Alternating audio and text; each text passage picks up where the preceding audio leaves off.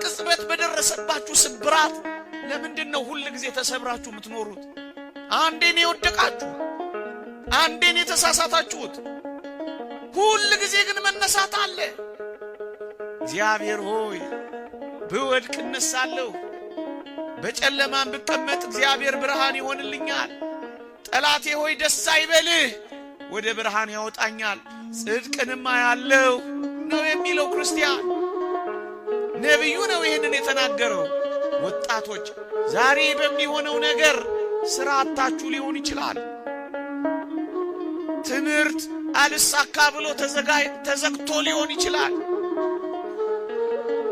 የምወዳቸውን እንዴት እጦራለሁ ብላችሁ ጭርምት ኩርምት ብላችሁ እያላዘናችሁ እያለቀሳችሁም ሊሆን ይችላል። እኔ ያልጠቀስኩት ብዙ ፈተና ሊኖራችሁ ይችላል። ይሄ ማለት ግን የነገ ህይወታችሁ ነው ማለት ግን አይደለም።